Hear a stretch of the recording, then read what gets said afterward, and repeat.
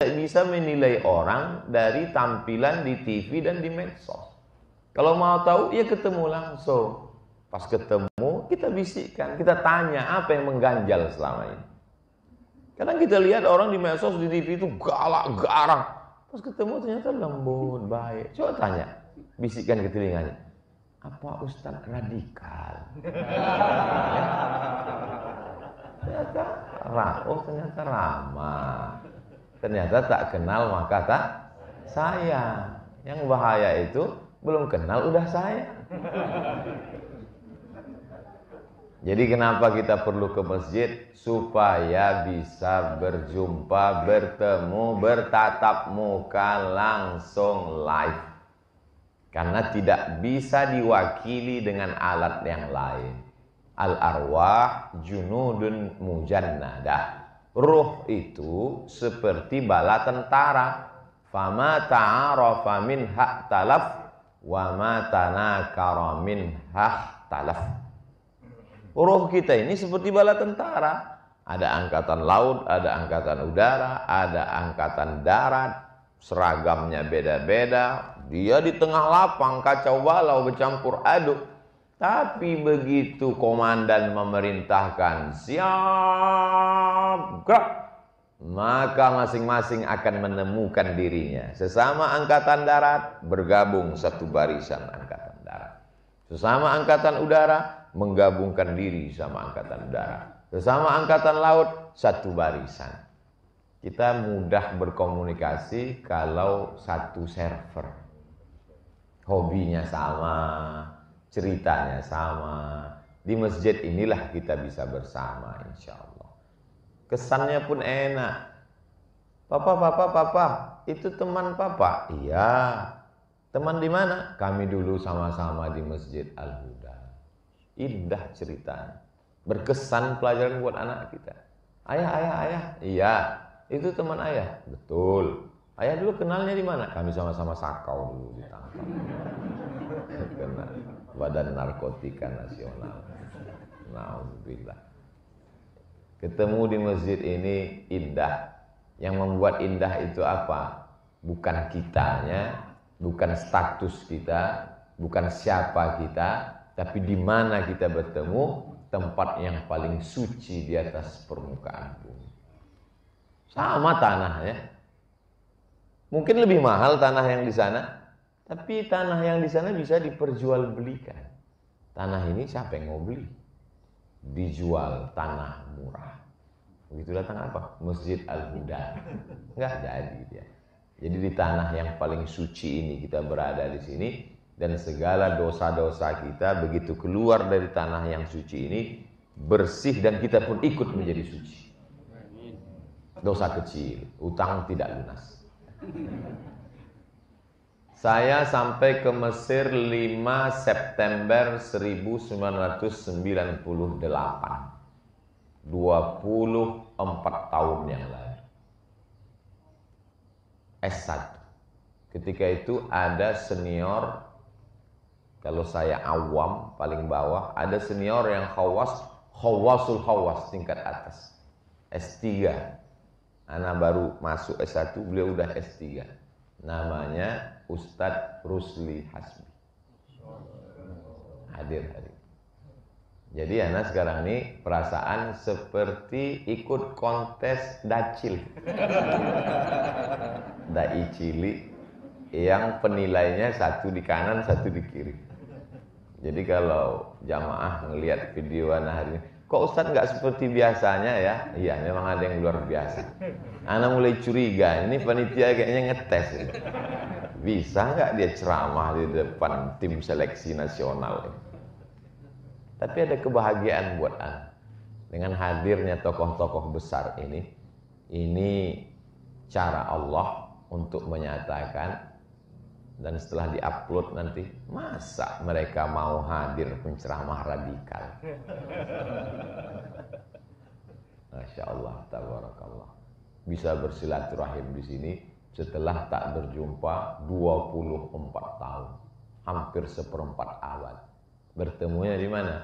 Di Masjid Al-Huda yang selalu dimohonkan kepada Allah. Allahumma inni as'alukal huda wat tuqa wal afafa wal ghina.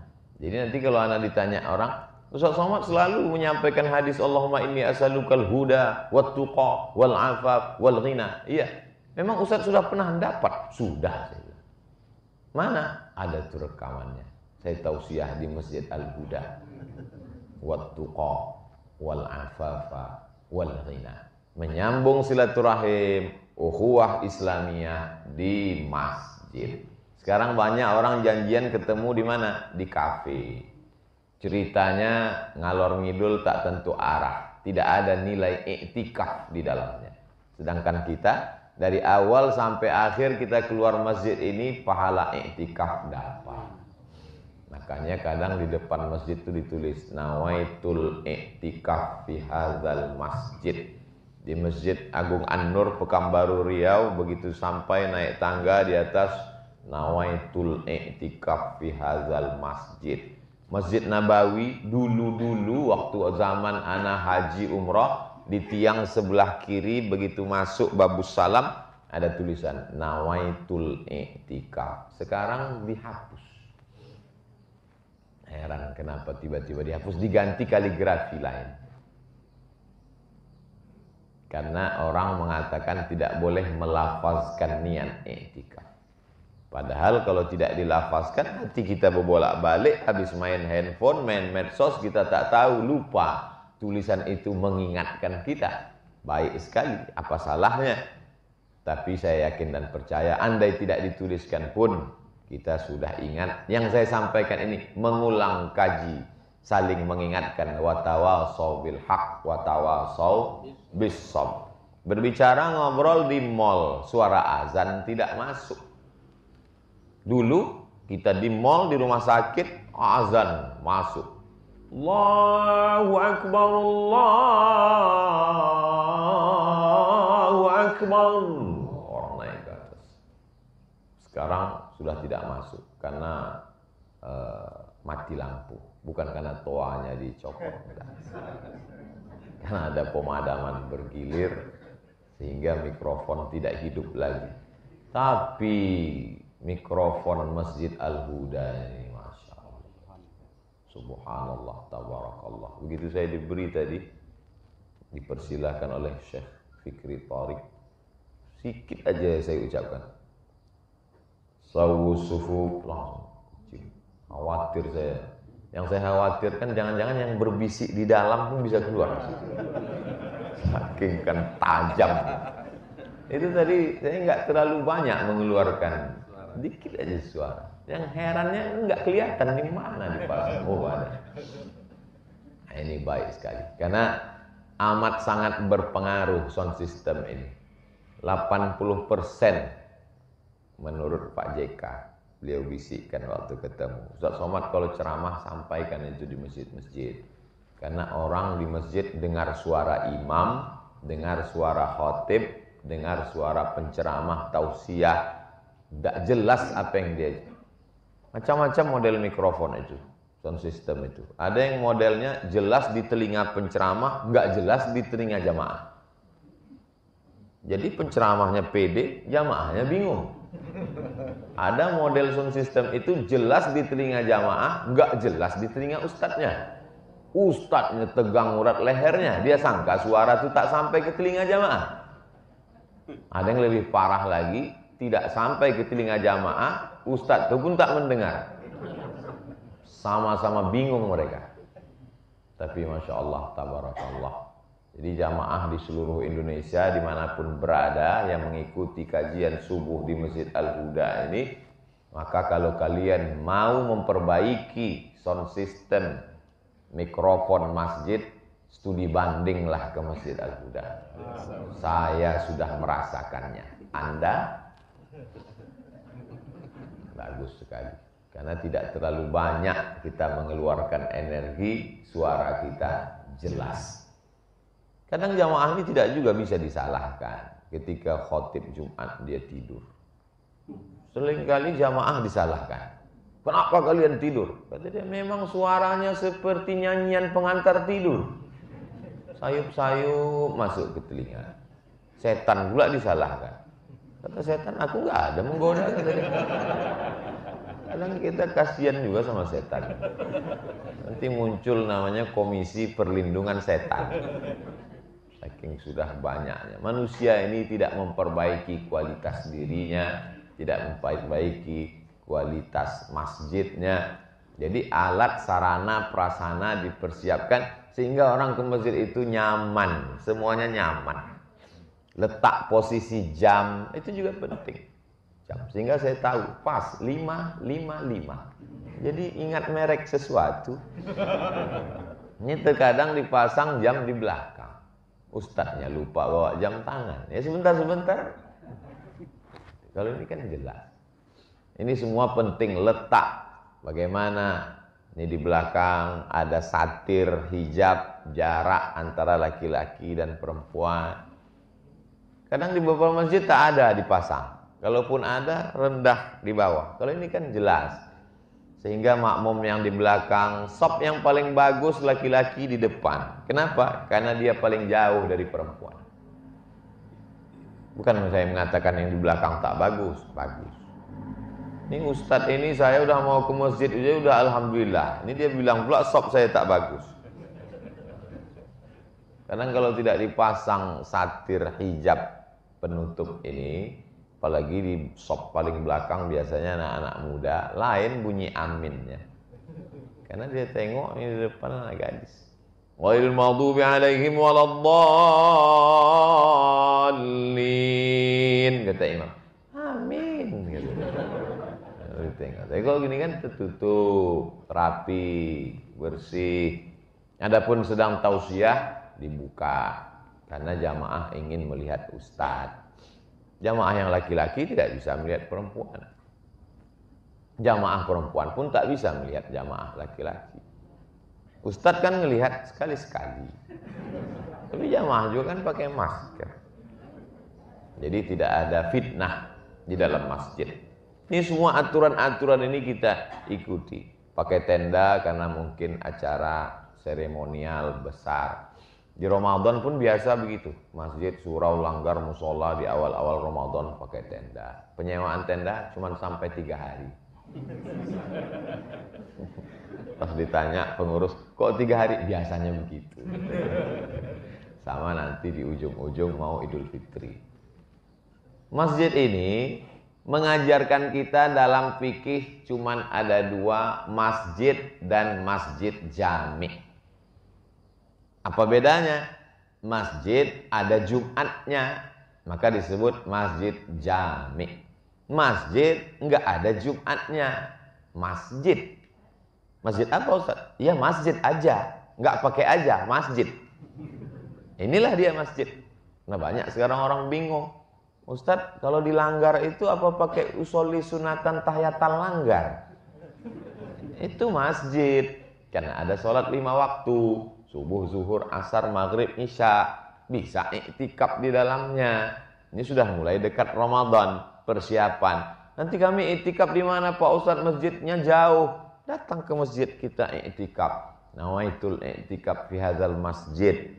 Seminim-minim iktikaf menurut mazhab Syafi'i adalah lama dikit dari ruku'. Subhana rabbiyal azimi wa bihamdi, subhana rabbiyal azimi wa bihamdi, subhana rabbiyal azimi wa bihamdi. Lama dikit sudah. Tidak disebut iktikaf kalau tidak menyatukan antara siang dan malam. Mesti ketemu siang dan malam. Mazhab Maliki. Alhamdulillah saya mazhab Syafi'i Pak Ustaz. Kenapa? Assalamualaikum, assalamualaikum, subhanallah, subhanallah, cabut. Sudah dapat pahala iktikaf. Jadi tadi kita dari mulai jam 5, jam 4 lewat sekian, sampailah jam 5.59, ini semuanya pahala i'tikaf. I'takafa Rasulullah sallallahu alaihi wasallam fil ashril awakhir min Ramadan. Nabi beriktikaf. Itu waktu afdalnya. Adapun waktu terbentang sepanjang tahun adalah waktu i'tikaf. Tidak limited, terbatas hanya pada Ramadan, di ujung Ramadan saja. Ini untuk menafikan pendapat orang yang mengatakan tidak ada iktikaf di luar Ramadan. Maka masjid kita bisa sebagai tempat iktikaf, masuk ke dalam sholat sunat tahiyatul masjid, mendapatkan pahala keutamaan masjid. Masjid kok nggak ada Jumatnya?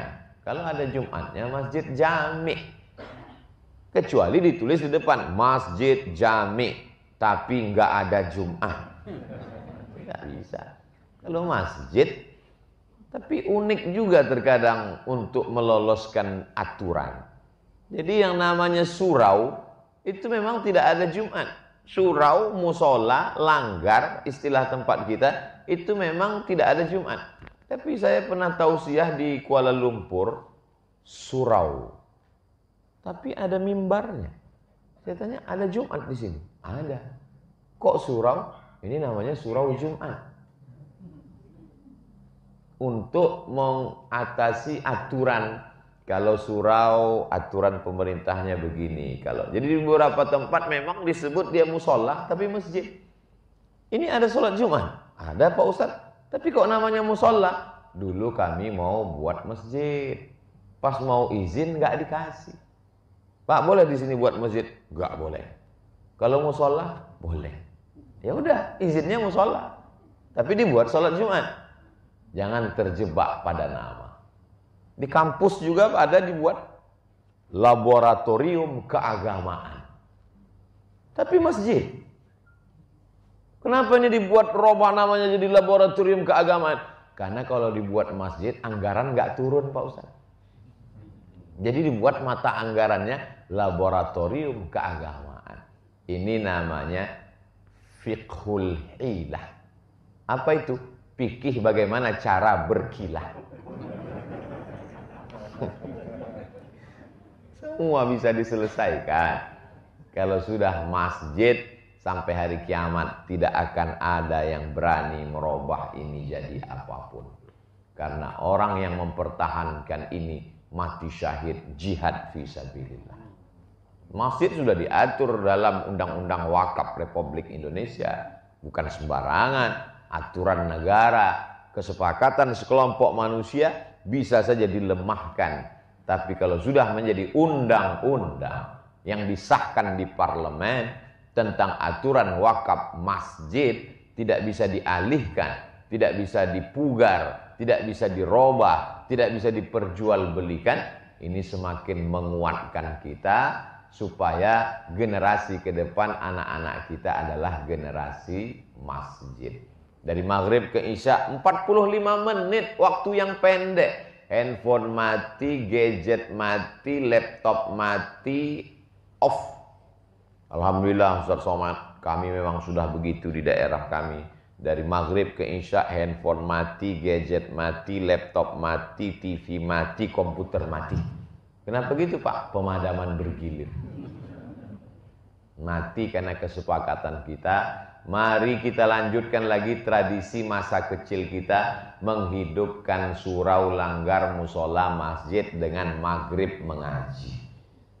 Sediakan guru belajar Iqra, yang sudah khatam Iqra Al-Quran, yang sudah khatam Al-Quran mulai kajian memahami surat-surat pendek tafsir juz amma, selesai khatam juz amma tafsir surat Yasin. Selesai itu masuk Al-Baqarah, dibaca per kata, apalagi di tempat kita, Masya Allah nikmat yang dirasakan Bapak Ibu luar biasa. Ada Syekh Fikri Tariq, ada Dr. Rusli Hasbi. Tidak ada alasan Bapak Ibu tidak paham agama, itu tidak ada alasan. Masjid-masjid lain mungkin ada alasan. Ketika nanti mati menghadap Allah ditanya, kenapa kamu nggak paham tafsir Quran? Kenapa kamu nggak ngerti fikih? Kenapa kamu tidak paham akidah Ahlus Sunnah wal Jamaah wujud qidam baqa? Di tempat kami nggak ada ustadz. Kalaupun ada ustadz guru pemain naturalisasi. Ini pemain intinya. Maka menjadi masyarakat sekitar Masjid Al-Huda ini adalah nikmat. Tapi kalau tidak datang kajian bisa jadi laknat. Resikonya luar biasa. Menjadi penduduk Makkah itu rahmat. Tapi kalau tidak ikut Rasul, jadi Abu Jahal, Abu Lahab, laknat, azabnya juga makin cepat. Nah, jadi kajian subuh ini semakin menguatkan hati masyarakat sekitar Masjid Al-Huda. Tapi bagi yang nggak kuat, mungkin siap-siap juga mengurus surat pindah. Karena dengan adanya masjid kita, ada para asatiz guru, kuatkan lagi keyakinan, apa yang mau ditanya-tanyakan, minta majelis khusus, hari khusus, untuk sekedar membuat tanya jawab. Anda bertanya, syekh menjawab. Anda bertanya, doktor menjawab. Karena kadang banyak yang mau kita tanyakan, tapi begitu sudah duduk dekat syekh, hilang. Saya kenapa ya Ustadz? Kalau pas lagi di rumah banyak betul yang mau saya bahas. Begitu udah duduk hilang. Itu memang sudah SOS, standar operasional setan. Ini udah kerja dia. Maka kita mensiasatinya dengan cara nulis. Tapi saya kan nggak mungkin bawa-bawa tulisan kertas pena Ustadz. Handphone kita itu menulis, tulis yang mau ditanyakan nanti kalau mau ketemu. Ini semua pelajaran bermakna supaya pertemuan di masjid tidak hampa. Apa yang kamu dapatkan di masjid? Silaturahim. Apa yang kamu dapatkan di masjid? Salat berjamaah. Apa yang kamu dapatkan di masjid? Tanya jawab. Apa yang kamu dapatkan di masjid? Melihat gerak imam. Dari mulai bagaimana duduk tawarruk, bagaimana duduk tasyahud akhir iftirash, bagaimana letak tangan, bagaimana bunyi makharijul huruf. Ini semua penting. Karena mohon maaf, mestinya yang maju ke depan aqrabuhum ila sunnah, yang paling mendekati sunnah Rasulullah SAW. Karena pakai celana panjang, tidak pakai imamah sorban, jenggot pun lupa dipasang. Syekh Fikri Thariq dari atas sampai bawah, atas imamah, i'tamma Rasulullah SAW, Rasul berimamah. Rasul pakai jubah. Rasul sebelum sholat bersiwak. Laula an asyqa ala ummati la amartuhum bis-siwak inda kulli sholat. Terus kenapa Ustadz maju ke depan tadi? Beliau persilakan. Bolak-balik saya nolak, silakan. Daripada saya malu tolak-tolakan, takutnya direkam sama jamaah. Tiba-tiba keluar videonya. Nah, baguslah saya maju ke depan. Masya Allah, tabarakallah. Ini semua mendapatkan keberkahan buat kita semua. Adapun rukun-rukun masjid ini udah lengkap semuanya. Sunat-sunatnya dari mulai fardu-fardu wajibnya, sunat muakkadnya, sunatnya, sampai yang sifatnya perlengkapan semua udah. Buku-buku ada, jamaah yang mau iktikaf dia mau baca dari maghrib ke isya, buku rapi. Dari susunannya rapi kelihatan belum pernah dibuka. Ustadz Somad, itu kami memang rapi, walaupun udah dibuka dari maghrib ke isya disusun lagi. Ada disediakan mukena, itu bukan untuk jualan.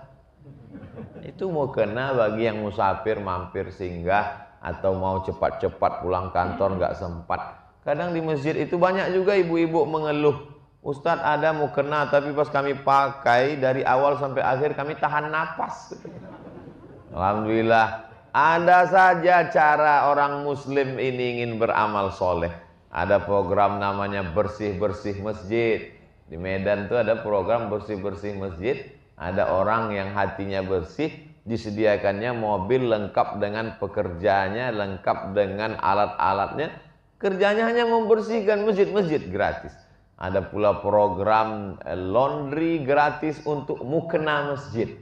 Maka berlomba-lombalah jamaahnya membawa mukena dan ngaku punya masjid. Di setiap peluang mau beramal soleh, ada saja orang ingin mengambil kesempatan. Memang dunia ini isinya begitu. Ada orang yang baik, tapi ada tidak baiknya. Ada yang tak baik, tapi ada baiknya. Itulah manusia. Kalau dia baik terus, berarti dia malaikat.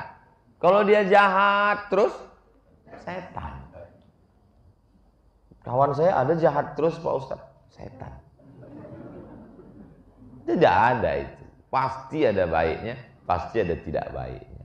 Abdul Somad ada baiknya, tapi mungkin tidak baik di hadapan orang, Dan tugas kita untuk meluruskan, memperbaikinya itu di mana? Ketika kita bertemu di masjid, hatinya sedang lembut. Ini juga pelajaran buat kita bahwa man bana masjidan banallah mithlahu baitan fil jannah. Masjidnya mungkin biasa, tapi cerita di balik masjid itu luar biasa. Bagaimana perjuangan mereka supaya masjid itu bisa berdiri? Bagaimana memperjuangkan dari musola bisa menjadi masjid? Cerita itu mesti ditulis, mesti diceritakan, supaya anak-anak kita di masa akan datang, man makes story. Manusialah yang bisa membuat sejarah. Ada seorang nenek-nenek memegang erat sapu tangan yang sudah lusuh dan lapuk. Kata cucunya, ngapain nenek pegang sapu tangan ini? Ganti aja dengan yang baru, di mall banyak, bisa saya belikan. Kata neneknya, bukan masalah sapu tangannya, tapi ada kisah masa lalu yang kalau ku ceritakan air matamu meleleh sepanjang Bengawan Solo.